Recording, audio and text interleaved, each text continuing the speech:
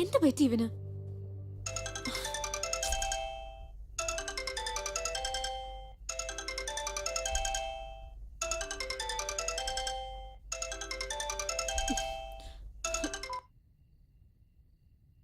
Hello. Hi സന്ധ്യ. ആരാ?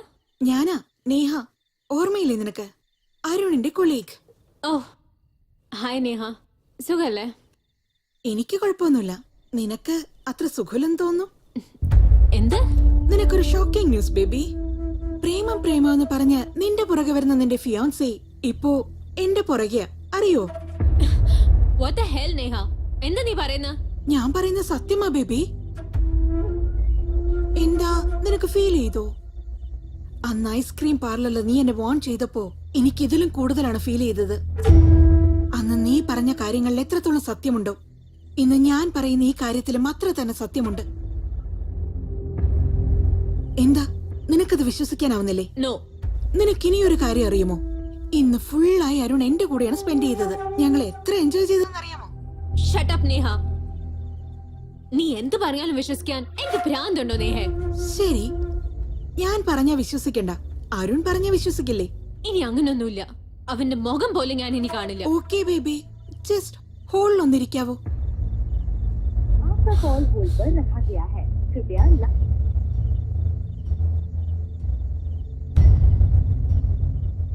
സന്ധ്യ, അയ്യോ സന്ധ്യക്ക് കോളിയാണ്, ഞാനത് മറന്നുപോയല്ലോ. നേഹ കോളിങ്ങോ? എന്താ എന്റെ ഫോൺ സൈലന്റിലുള്ളേ? ആ നേഹ.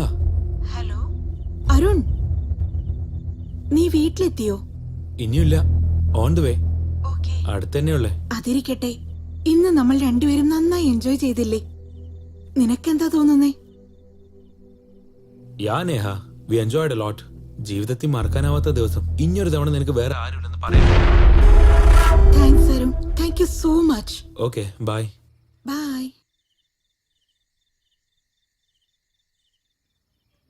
U cheater. നീ എങ്ങനെ ചീറ്റ് ചെയ്യുമെന്ന് ഞാൻ ഒരിക്കലും വിചാരിച്ചില്ല. ഇനി എന്റെ ജീവിതത്തിൽ വന്നു പോയേക്കരുത്. I hate you, I hate you, I hate you. Goodbye. ഓർമ്മകൾ നോവുകളാകും ഈ വേളയിൽ ഇണപിരിയും വെൺപ്രാവുകളായി മനമിമ ചിമ്പാതിനി ഞാനും കാക്കുവിതാ. നിന്നെ കാണും കണ്ണുകളാൽ ഇനി നിന്നെ കാണാതെ ഇനിയൊരു നാളും കാഴ്ചയതെന്തിന് ഇനിയും നൊമ്പരമായി. നീ എൻ തുണയെന്നും നീ എൻ ജീവനദി. നീയില്ല ജീവിതമിനി എന്തോ. നീയില്ല തോണിയിൽ തുഴയില്ലാതലയും ഞാൻ. ദിശയില്ല കടലിൻ നടുവിലിതാ.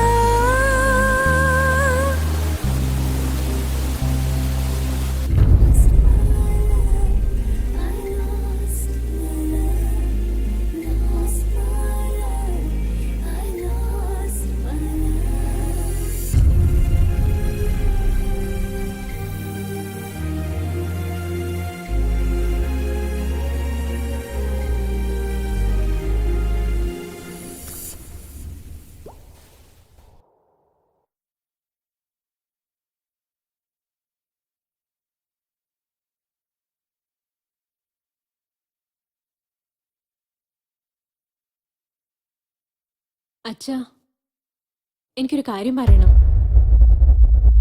അരുണെ കല്യാണം കഴിക്കാൻ എനിക്കിഷ്ടമല്ല. എന്താണ് ഇഷ്ടമില്ലാത്ത? ഞാൻ അപ്പോഴേ പറഞ്ഞതല്ലേ അന്ന് തന്നെ കല്യാണം നടത്താന്ന്. എന്റെ വാക്കിനല്ലെങ്കിൽ വിലയില്ലല്ലോ. ഇപ്പൊ കണ്ടില്ലേ അവൾ എന്താ പറഞ്ഞെന്ന്? എന്റെ മോള് കാരണമില്ലാതെ ഒന്നും പറയില്ല. അങ്ങനെയല്ല. നീ പോയിക്കോ. ഞാൻ എത്രയോ തവണ കോൾ ചെയ്തു, മെസ്സേജ് ചെയ്തു, ഒന്നിനും റിപ്ലൈ കിട്ടിയില്ല. റീസൺ പറയാതെ അവോയ്ഡ് ചെയ്യുമ്പോ അതിന്റെ പെയിൻ ഭീകര. അതുകൊണ്ട് ആ കാര്യം അറിയാൻ വേണ്ടി സന്ധ്യയുടെ വീട്ടിലേക്ക് വന്നിരിക്കുക. സന്ധ്യേ, സന്ധ്യേ, സന്ധ്യ. അങ്കിൾ സന്ധ്യ എവിടെ? സന്ധ്യ താഴോട്ട് വാ. എന്തിനാ വെറുതെ ഒച്ച വെക്കുന്നേ? അവളെന്താ തല്ലാൻ പോവാ? തല്ലാൻ പോവാന്നോ? എന്തൊക്കെയാ അങ്കിൾ പറയുന്നേ? എന്റെ മോൾക്ക് നിന്നെ ഇഷ്ടല്ലടാ. അതെന്താ ഇഷ്ടമല്ലാത്തെന്നാ ചോദിക്കുന്നേ? ആന്റി നിങ്ങളെങ്കിലും ഒന്ന് പറയൂ ആന്റി. അത് പിന്നെ ഞാൻ ഒരു തവണ സംസാരിച്ചോട്ടെ അങ്കിൾ. അങ്കിൾ അവിടെ നിക്ക്. അങ്കിൾ പ്ലീസ് വരാൻ പറഞ്ഞില്ലേ? അച്ഛാ, അരുൺ ആരാന്ന് പോലും എനിക്ക് അറിയില്ല. വെറുതെ വഴക്കുണ്ടാക്കാതെ അവനോട് ഇവിടുന്ന് ഇറങ്ങി പോവാൻ പറ.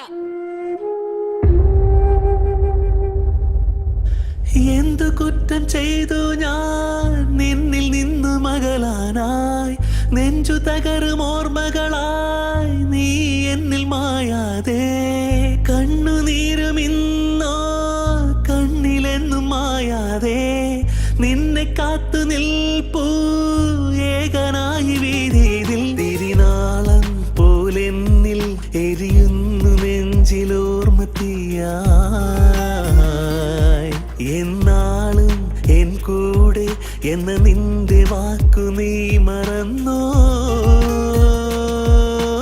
നീയേ എൻ പ്രാണസഖി നീയേ എൻ ജീവനദി നീയില്ല ജീവിതമിനി എന്തോ നീയില്ല തോണിയിൽ തുഴയില്ല നാവികനായി ദിശയില്ല കടലിൽ അലയും ഞാൻ Feel my love, feel my love, feel my love, feel my love.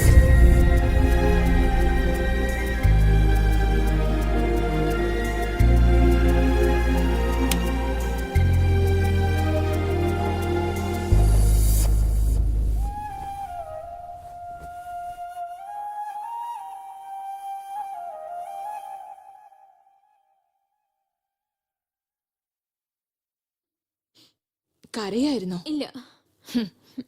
കുട്ടികളാവുമ്പോൾ ആഗ്രഹങ്ങൾ സാധിച്ചെടുക്കാൻ കരച്ചിലിന്റെ വഴിയാണ് അവർ സ്വീകരിക്കാറ്. എന്നാൽ മുതിർന്നവരാണെങ്കിലോ നമുക്കിഷ്ടപ്പെടാത്തത് മറക്കാൻ വേണ്ടി ഇങ്ങനെ ആരും കാണാതെ ഒരിടത്ത് വന്ന് കരഞ്ഞുകൊണ്ടിരിക്കും. ജീവിതം എന്ന് പറഞ്ഞാൽ അങ്ങനെയാ. അമ്മേ,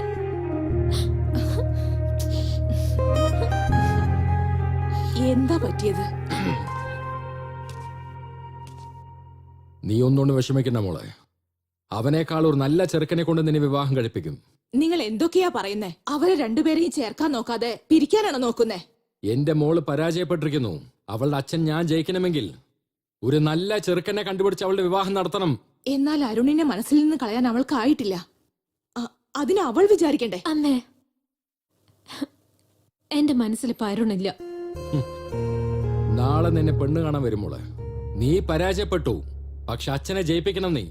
ആ അച്ഛ- നന്നായി ആലോചിക്കും മോളെ. നിനക്ക് ഒരുപാട് സമയമുണ്ട് സന്ധ്യ.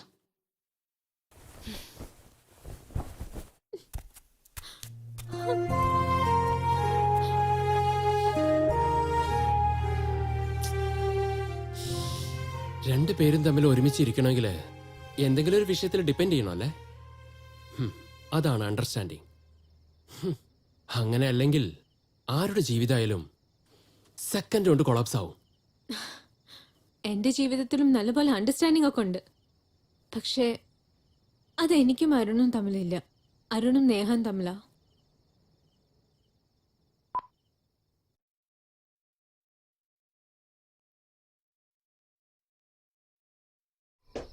എനിക്ക് തന്നെ ഇത്ര സങ്കടമുള്ളപ്പോ നിങ്ങൾ എങ്ങനെ ഇത് സഹിക്കുന്നു? അവൾ എന്നെ എത്ര കഷ്ടപ്പെടുത്തിയാലും ഞാൻ ചിരിച്ചുകൊണ്ട് തന്നെ ഇരിക്കൂടാ. എന്തിനാന്നറിയോ, എന്റെ ചിരി അവൾക്ക് ഒത്തിരി ഇഷ്ടമാണ്. പക്ഷേ മനസ്സിലുള്ള വിഷമങ്ങളൊക്കെ പുറത്ത് എക്സ്പ്രസ് ചെയ്യാൻ തോന്നുന്നു. പക്ഷെ അതെങ്ങനെ ചെയ്യണമെന്ന് എനിക്ക് അറിയില്ലടാ.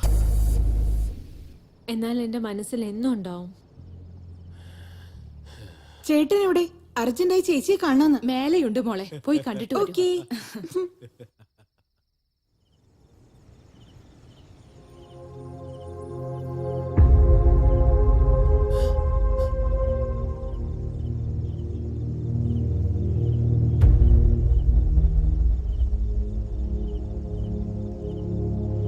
ആരാന്ന് പറയേ, കാണട്ടെ. ആരാ?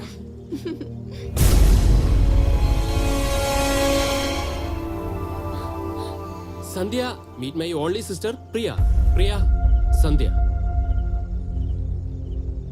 പ്രിയ? Ya, my only sister Priya. നിങ്ങൾ തമ്മിൽ മുൻപ് പരിചയമുണ്ടോ? എനിക്കറിയാം, പക്ഷെ ഇവളെ നേഹയായിട്ടാ ഞാൻ അറിയുന്നത്. നേഹയോ? വാട്ട്? എന്റെ കഥയിലെ നേഹ വേറെ ആരുമല്ല, നിന്റെ അനിയത്തി പ്രിയയാണ്. ഇപ്പൊ പറയൂ പ്രിയ, നിന്നെ എന്തിനാ നേഹ എന്ന് വിളിക്കുന്നേ? അത് ചേട്ടാ, അത് പറയാ പ്രിയ. സോറി നേഹ, ചേട്ടൻ പറഞ്ഞു കൊടുക്ക്, എളുപ്പം പറ. പറയൂ പ്രിയ. അവള് പറഞ്ഞത് ശരിയാ ചേട്ടാ. എന്തിനു വേണ്ടി? എന്തിനെങ്ങനെയൊക്കെ ചെയ്ത്? അത് വിക്കിക്ക് വേണ്ടി.